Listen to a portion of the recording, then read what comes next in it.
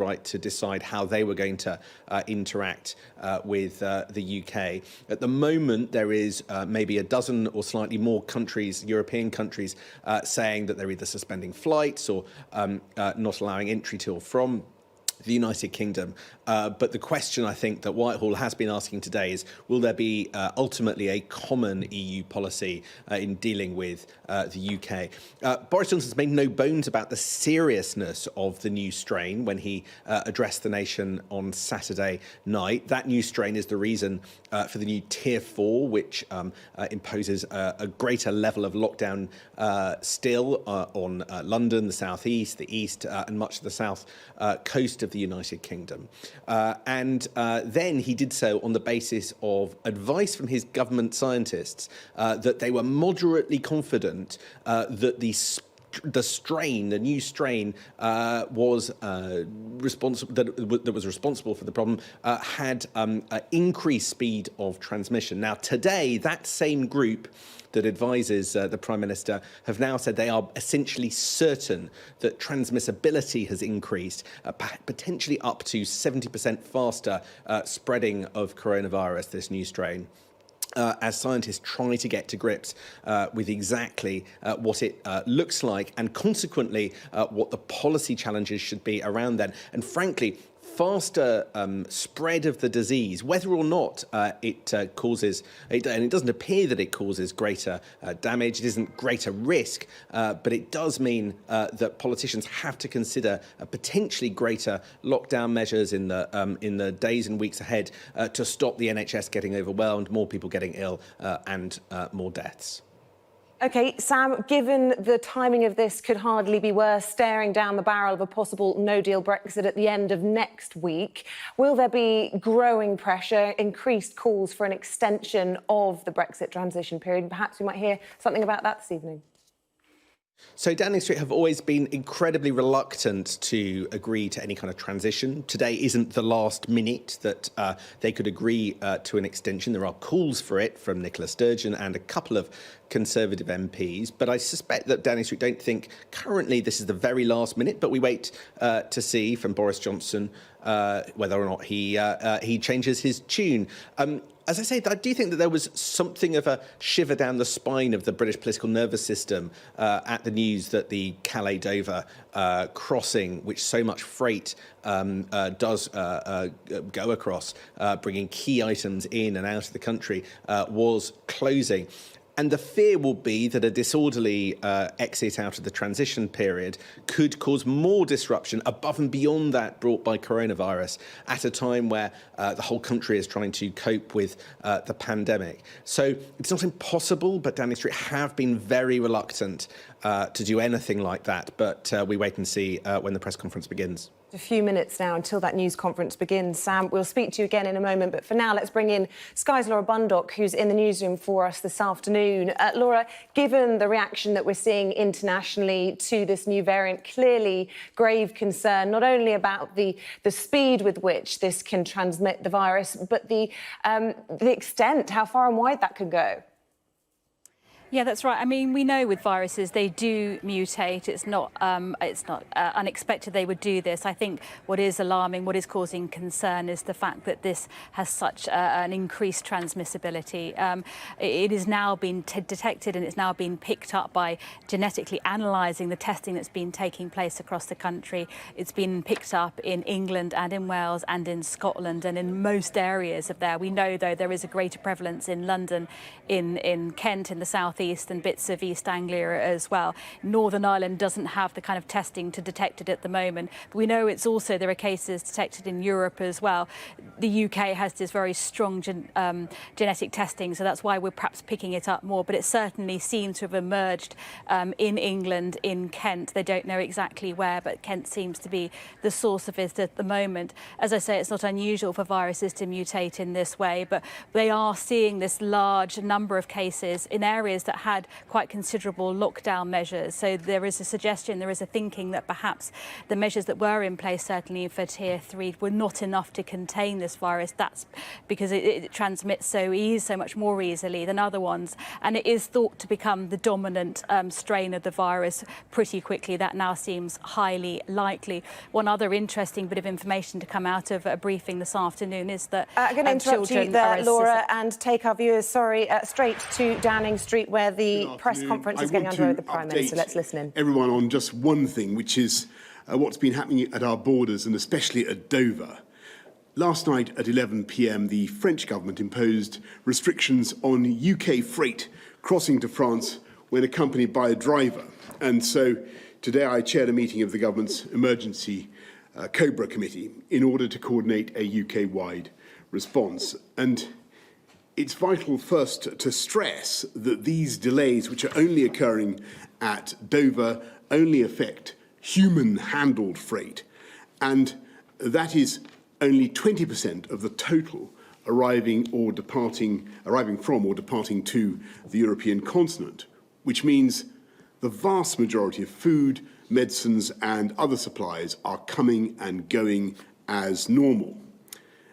You may also be aware, in fact I'd be amazed if you weren't, that the government has been preparing for a long time for exactly this kind of event. So working with the Kent Resilience Forum, Kent County Council and Highways England, we've activated our long prepared plans, with the result that we've already been able to reduce the number of lorries waiting on the M20 from 500 to 170. The site at Manston Airfield is ready to cope with any overflow. And of course, we're working with our friends across the Channel to unblock the flow of trade as fast as possible. And the government at all levels is communicating with our friends in Paris. I've just spoken to President Macron. We had a very good call, and we both understand each other's positions and want to resolve these problems as fast as possible. And I know that Grant is also speaking to his counterpart. And we're working to a solution, as I say, as fast as we can to allow freight traffic to resume between the UK and France, and to ensure that lorries can travel in both directions in a COVID-secure way. I want to stress that we in the UK fully understand the anxieties of our friends about COVID, their anxieties about the new variant. But it's also true that we believe the risks of transmission by a solitary driver sitting alone in the cab are really very low. And so we hope to make progress as fast as we possibly can.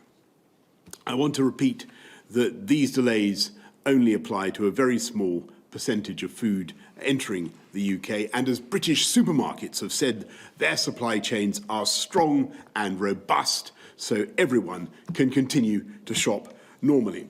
And to our international friends and partners, I want to say very frankly that we understand your concerns, and I hope everybody can see that as soon as we were briefed in UK government on the fast transmissibility of this new strain at, I think, 3:15 on Friday afternoon, we lodged all the necessary information with the World Health Organization, and we took prompt and decisive action the very next day to curb the spread of the new variant within the UK.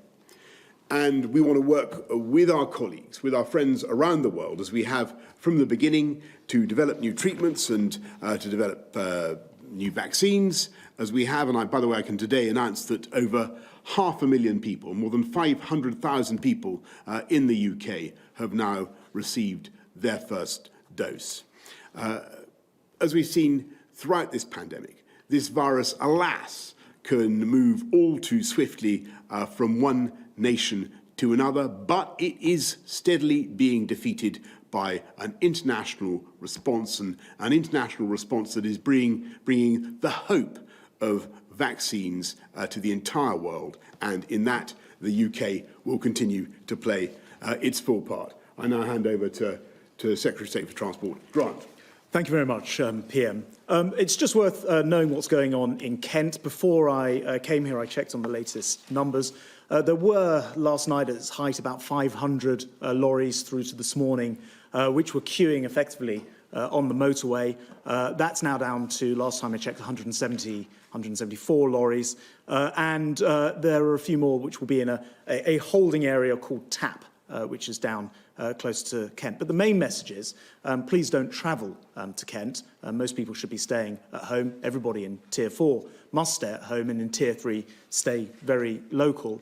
And we're grateful also for the hauliers, the lorry drivers, for steering clear as well. That message has been very well understood today, and as a result, we haven't seen any problems in the area. Most of the lorries who are there are primarily European hauliers looking to transit back across to the continent, waiting. We will open up Manston Airport, as you said, Prime Minister, though for the time being it won't be for large numbers of lorries, but more for management purposes. And that's a facility we have ready because we've been planning for the end of the transition period. One other development as well is that we'll use the movable barrier which has been constructed on the motorway, on the M20, and that enables us to set up a contraflow, something which would normally take about a month to do in just a few hours overnight, and that will enable traffic to flow in both directions on the motorway. That's part of what's called Operation Brock, as opposed to Operation Stack that a lot of people will have heard about many times over the years. So what's happened today has been the equivalent of what might happen in very severe weather conditions, sometimes if there's a strike over in Calais, or when my ferries, for example, cause several weeks of disruption. And what's happened today has been well picked up by the Kent Resilience Forum and others as we seek to resolve the overall issue. Brill, thank you very much, Grant. Let's go to, Patrick, I don't think you want to add anything at this stage. Let's go to David from Portsmouth. Good afternoon. Living in Portsmouth, we stand alone in Hampshire as a Tier 4 area, surrounded by Tier 2 boroughs such as Fareham, which shares our major hospital. We have family that live no more than 5 minutes away that are classed as Tier 2, who we cannot celebrate with under the Tier 4 restrictions. When the government introduced Tier 4, why was this not blanket applied to the whole South East? Is the Prime Minister stating that this new COVID strand, which is 70% more transmissible, will not be able to cross into different council boroughs, which in some cases are no more than 100 yards away from each other? Well, David, I fully understand the frustrations of people who feel that they're in too high a tier, and they wish that they weren't, or that they feel it unfair that another adjacent area is in a different position from them. All I can say is we have to act on the basis of the epidemiology, David, as we see it. We looked at where the new variant was, where it was spreading, and acted to restrict it there. And of course, we will keep those measures under review every couple of weeks, and that's what we're going to do. Let's go to Rachel from Kent. Given the new variant is spreading so rapidly in Kent, would consideration be given to rolling out the vaccine more widely in certain geographical areas and expanding the age range to include the working age population? Well, Rachel, that's a very interesting and excellent question. At the moment, the Joint Committee on Vaccination and Immunisation is, I believe, sticking to its priority list. And what we want to do, what they want to do, is really to take out of the path of the vaccine as many targets as possible of people who could who are likely to die from COVID. And that's, I think, the sensible thing to do, and so that's why we're beginning by focusing on the 80-plus group, those who are particularly vulnerable, those in care homes, and so on. I think that is the right way forward. And Patrick, it's a relevant point, isn't it? That there's no reason to think that this new variant of the virus is any more dangerous than the existing strain.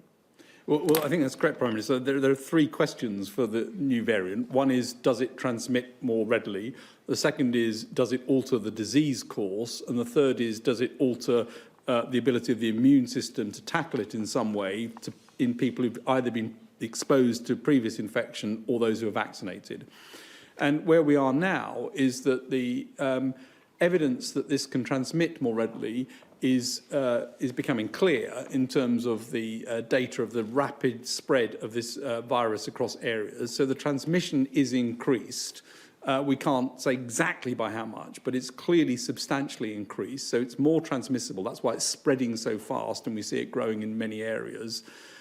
No evidence that the disease causes any difference. If you catch it, the disease is the same as, or looks the same as any other form of COVID infection. And in terms of the immune response, there's nothing to suggest that this won't have the same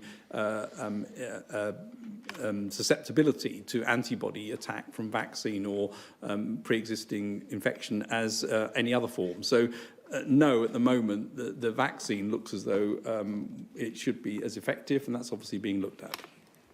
Brilliant. Thanks, Patrick. Thank you, Rachel. Let's go to Laura Koonsberg of the BBC. Thank you very much, Prime Minister. Dozens of countries have closed their borders to the UK. How confident can you be tonight that you can get the delays and disruption under control? And you said you just spoke to Emmanuel Macron. Did he give you any commitment on when he would open the border with France? And is he asking for truckers and travellers to be tested before they are allowed in? And Sir Patrick, if I can ask you, public health directors in Manchester and in the West Midlands are telling people if they've arrived to the area recently from a place of higher risk like London, they should self-isolate. Is that the right advice to be giving people?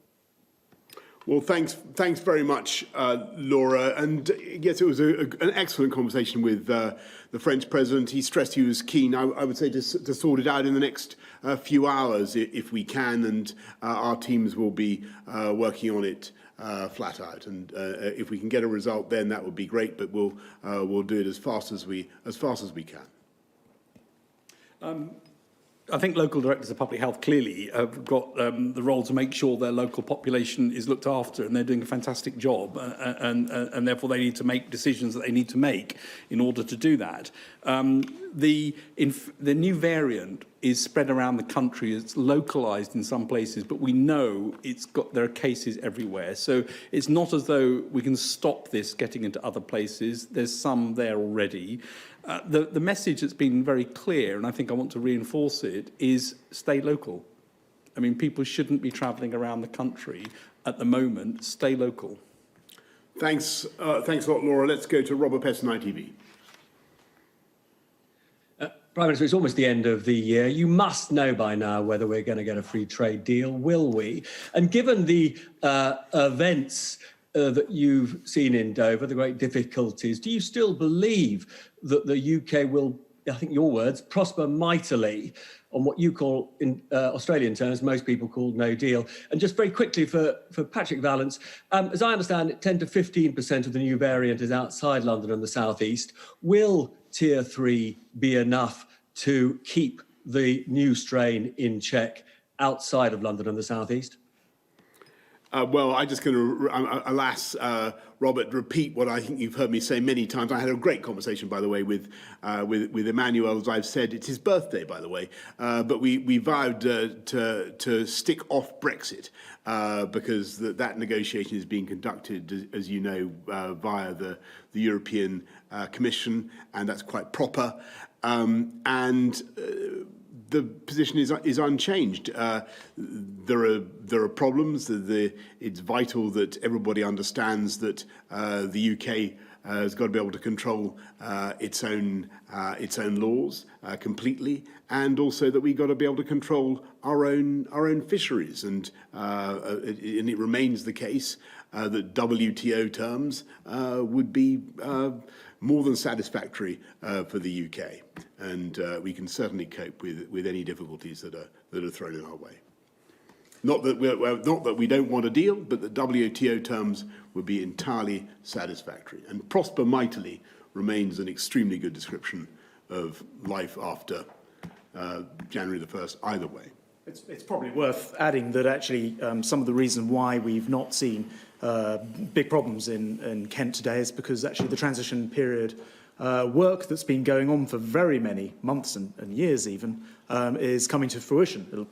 a couple of weeks earlier than anticipated. But it does mean that the measures like having Manston available, like having the movable barrier available, and like having, including welfare for the hauliers, is all in place. And so, to a large extent, it has shown that we are ready. Sorry. As you say, the new variants around the country, it's in very high proportion of cases in London, the South East and East, but it is present in other places as well. And the lessons I think that you have to learn about this virus generally is it's important to get ahead of it in terms of actions. It's important as rates start to go up that things are controlled. And so we need to monitor the rates very carefully, look at them all the time, regularly, as is being done by Public Health England, and take the action on tiers on the basis of the evidence as it accrues. The one thing I would say, though, is that, and I've said this before, I think over this period where in some parts of the country people are mixing with people they haven't been mixing with as part of Christmas, it's really important to follow the rules carefully and to make an assumption that you could be infectious. You could be the person spreading it to somebody else and behave accordingly. Thanks, Robert. Gary Gibbon, Channel 4. Thank you, Prime Minister.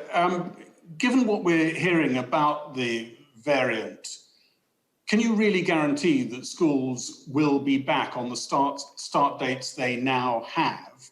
And just following on from Robert's question there, is Tier 3 fit for the job if this mutant version of the virus, this variant, is galloping through the population? Can you be quite sure that we won't, almost all of us, be in Tier 4 or even Tier 4 plus soon after this break? Well, Gary, I think the most useful thing I can tell you at this stage is obviously we want, if we possibly can, to get schools back in a staggered way at the beginning of January in the way that we have set out. But obviously we, like all, as you expect, the commonsensical thing to do is to follow the path of the epidemic, and as we showed last Saturday, to keep things under constant review. But it is very, very important to get kids and keep kids in education if you possibly can. I believe that's something that everybody understands. The doubling time of this infection with the new variant is quite fast. It is more transmissible. It does require more action in order to keep it down, and that's why Tier 4 is important. And what we did see was that in areas that had lower restrictions, you could still see growth in some places. So it is the case that the measures needed to try to make sure that we reduce contact, we keep the basics in place, make sure that we don't give the virus a chance to spread are even more important with the new virus. It's got to be taken incredibly seriously. Not because, again, just to re-emphasise, not because the virus itself gives a more severe illness, but just because it spreads more rapidly. Brill, thanks. Let's go to Pippa Crewer of The Mirror. Hello. So, Patrick, UK COVID cases have doubled in a week. Matt Hancock says the virus is out of control. And we already knew that Tier 3 wasn't working in London or Kent. Plus, we've seen people travelling across the country for Christmas. Why isn't the whole country now in lockdown? And Prime Minister, throughout this pandemic, you seem to have frequently overpromised and under-delivered, whether it's turning the tide in 12 weeks, a second national lockdown being a disaster, cancelling Christmas being inhuman. It's become a pattern that we're increasingly familiar with. Why do you keep doing it? And do you recognise that it causes public confusion and, crucially, erodes public confidence? Again, the tier decisions are not ones that are for me, but I will say that the evidence on this virus is it spreads easily, it's more transmissible. We absolutely need to make sure we've got the right level of restrictions in place. I think it is likely that this will grow in numbers of the variant across the country, and I think it's likely, therefore, that measures need to be increased in some places in due course, not reduced. So I think it is a case that this will spread more. Yeah, and Pippa, on your general point, I think you have to imagine a counterfactual world in which we'd kept the country in some kind of perpetual lockdown or kept kids out of school for the best part of a year. And I think that would have been really disastrous. And it was very, very important to keep moving forward as far as we possibly could. I think that was the right thing to do. And now that we've got the vaccine coming in the way that we have, I think that we can certainly look forward to a very, very different world for this country from Easter onwards, as I think Chris and Patrick have said before. And it's very, very important for not just for people's morale, but it's also totally realistic. We have every reason to be extremely hopeful about this country's ability to bounce back next year from COVID. And I think that is the right thing to say then and now. And I'll go now to Francis Elliott of The Times. Hello, Prime Minister. I'd like to talk about lateral flow tests. This is something that you've repeatedly held up as a way out of this. Is it your hope and expectation that we'll get to a point where they can be self-administered, and what sort of change would that mean? And Sir Patrick Vallance, do you agree that that they should be self-administered? MHRA seem to have a problem with that. And secondly, when can we hear more about this new variant? The NervTag briefing says that we'll get better data this week. What time this week, and what sort of extra data will we get in what sort of time frame? And just finally, Prime Minister, again, given that we've heard today, it's obvious that the review that we are clearly going to see these restrictions expanded. Are you still sticking to the 30th as the review date, or could that come forward? Well, just on the MHRA and the review date, obviously we review all measures every couple of weeks, Francis. And look, on the MHRA and lateral flow, that's for the MHRA, and it would be totally wrong of me to, try and superimpose my views on them. That's for them. On the new variant, NervTag met again today. A lot of work was done over the weekend trying to bring in more groups to look at the problem and to look at the new data that's become available. And that reinforced the view from Friday that this is transmitting more readily, that it doesn't, as far as we can see, alter the course of the disease. And the work, as I've said, in terms of the immune response is ongoing, but there's no reason at the moment to suspect that there's a change there. So those data will come out and NervTag minutes will be published, but the conclusion was that the experts have high confidence in the fact that this is transmitting more readily. And that, again, reinforces the point that it's important to get ahead of this and to make sure that the tiering system is adequate to stop things going, not to watch it and react in retrospect.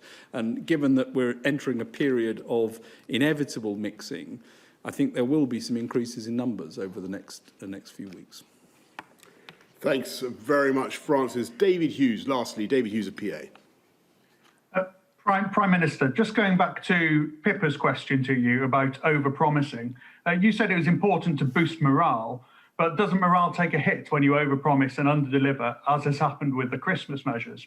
And on the vaccine, of the 500,000 doses, what proportion have gone to people in hospital hubs, NHS workers, for instance, and what proportion have gone to people in care homes, the most vulnerable?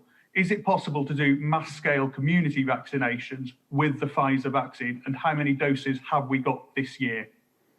Well, David, first of all, of course you're right. It is very important to be as realistic as we possibly can. But as I was saying to Pippa, I don't think anybody would want to have seen this country spent the last year in a total lockdown of kind of at least some people have recommended, and with kids out of school. I mean, we've had to do what we can to keep our economy moving and to keep going forwards. And I think we've got actually to the end of the year in a position where, in spite of everything people have said, the UK is the first country to have distributed a clinically approved vaccine, now gone into the arms of 500,000 people across the country, mainly the elderly and the vulnerable. And, you may know, I find that a reason for hope and for confidence. And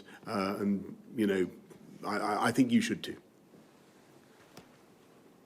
Is that it? No, wait a minute. Was there another question? Only what proportion of the 500,000 have gone to care homes? What proportion have gone to NHS workers? How difficult is it to roll this out in the community? That's a very good question. Look, I think that we will try to update people as when we have more immediately available data about where it's going in precisely.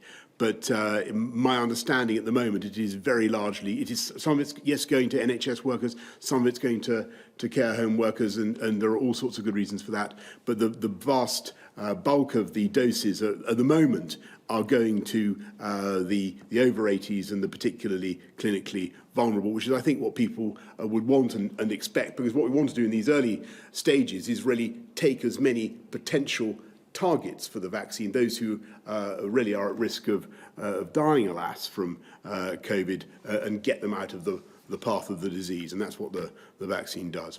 Okay, everybody, thanks very much. Thank you. And that concludes the news conference at Downing Street this evening from the Prime Minister. Perhaps not the big headline announcements that we might have been expecting from that, but the things to really pick out and reiterate from that conference was an update on that lorry ban situation of transporting freight into France. The Prime Minister saying he'd spoken to the French President Emmanuel Macron, whose birthday he mentioned it was today, saying it was a very positive call, that they hope to resolve this ASAP, which, when pressed, he said that would potentially be in the next few hours. We heard from Grant Shapps, the Transport Secretary, talking about how at its worst there was a queue of around 500 lorries. That's now been reduced down to 174, and he gave a few more details about the operations that they're using to try and control that situation. And I suppose the headline from Sir Patrick Vallance there was that now 500,000 doses of the first dose of the Pfizer-BioNTech vaccine have now been administered in the UK. Let's bring in our Deputy Political Editor, Sam Coates, for some analysis of all of that, Sam. So give us your take on that then. So the press conference wasn't perhaps the one that we'd been expected. 6 hours ago, we were told by the French government that the situation in the Dover Straits would be resolved within hours. That was about the time that Boris Johnson agreed to do a press conference. So I think it was reasonable to expect that he would announce at that Downing Street podium a resolution. He couldn't. Even though he has spoken to Emmanuel Macron, there clearly remain problems. He didn't go into the detail. He was left pleading that the new strain of coronavirus, the one that is forcing him to toughen restrictions all over southern England. And he described in hair-raising terms to us just on Saturday night, suggesting that one lone cab driver in a truck doesn't pose a huge threat to European countries. Almost, if you like, mixed messages there. But I think the significance of today's press conference actually didn't come in anything that Boris Johnson said. It was in a remark by Patrick Vallance, and a remark that I suspect will have profound implications for the future. Patrick Vallance said that because of the new coronavirus strain, and scientists meeting even today, he confirmed, to discuss the impact of that, measures are likely to be needed to increase the restrictions in some places in due course. Patrick Vallance told the nation that there was likely to be more coronavirus restrictions placed in due course. This did not come out of the mouth of the Prime Minister. He seemed determined to suggest that there was nothing particularly untoward for parts of the country on the horizon. But there is significant concern in the scientific community, including amongst scientists that work for the government and advise the government. They've been going on record all day long. They are concerned about schools. The Northern Ireland Health Minister has suggested that Northern Ireland schools aren't going to reopen after the Christmas holidays. There are officials who believe that schools are very unlikely to reopen. But Boris Johnson wouldn't be drawn on that specifically. Instead, he left it to his chief scientist to say that more measures are likely, but nobody said what those measures are. So you've got a nation left basically wondering what the Prime Minister is going to do to them in the coming weeks or months, months. There is a review point, as Francis Elliott of the Times pointed out, at the end of the month where there could be more restrictions introduced then. Boris Johnson wouldn't say whether he'd stick to that timetable or bring it earlier. But clearly, Patrick Vallance made 100% clear there are new restrictions on the way, but nobody said what they were. There was just the tiniest hint on schools from Boris Johnson where he appeared to water down a commitment to keep kids in school. He said now he wants to get kids back in school after a staggered return if we possibly can. And he went on to say the commonsensical thing to do is to follow the path of the epidemic and, as we showed last Saturday, keep things under constant review. So parents who want certainty, scientists who are raising warning flags, none of that translated into concrete policies set out by the Prime Minister today. But the man standing next to him making pretty clear there is more bad news on the way, but probably the other side of Christmas. OK, Sam, thank you very much indeed. Well, Boris Johnson just announced in that at conference that the vast majority of food and medicines are coming and going as normal. So let's go live to Dover, and Sky's Ashna Hurinag is there for us this evening. Give us an update on how things are where you're standing, because although the Prime Minister wasn't able to give us a resolution to all of this, he did indicate that things seem to be significantly better than 24 hours ago. I think this was a message of reassurance, really, but I think when you look at that sign behind me, which says French ports closed, I think it's quite a stark message to the lorry drivers that are on the approach to the ferry terminal here that things might not change for a while. I mean, we understand that, of course, from what Boris Johnson, the Prime Minister, was saying there, is that he is in conversation with President Macron over the other side of the Channel, and that they both understand each other's position and are working as fast as possible to try and resolve the issues. But we have been hearing all day that change might be on the horizon. There was some indication maybe earlier on that there could be a bit of a U-turn from the French perspective on this. But the other thing that Transport Secretary Grant Shapps also said there is that a lot of those hauliers that are currently in Dover and parked around the town are European hauliers that maybe are coming from further afield. And I think that ties in with the people that we've spoken to here today. I've heard from lorry drivers from Poland, from Romania, from Bulgaria, who are desperate to try and get back to their home countries. Just to tell you an anecdote from one driver that I spoke to who'd come from Poland. He had dropped off the supplies that he was due to deliver to the UK, and he was trying to find a way back over across the Channel into France. He said that once he gets to France, it's going to take him 20 hours to drive to Poland. But he's worried that if a decision isn't made tonight or even tomorrow night, he's not going to be able to get home in time for Christmas, and he's got a wife and children. And that's, I think, the crux of all of this is, whilst, yes, they're beeping their horns, they're angry, they're frustrated, and they're sitting there in the stacks of lorries alongside the motorway, and they're sitting there at Manston Airport, parked up for the night for however long. At the end of the day, it is those lorry drivers that are in those cabs, desperate to try and find a way home. And I think the message was reassuring, yes, but the sign really was that more conversations are happening. And for a port like Dover, that is really significant because disruption here has been huge today. We've seen queues along the M20 that started from last night. They've been building up, and as I say, not only been held at that airfield, but held on the side of the motorway too. And for the ones that are in Dover, they're parked up in all matter of streets, just on the side of the road. You've got lorry drivers at a loss of what to do. And the reason why it's important that this is resolved quickly is because this port handles more than 120 billion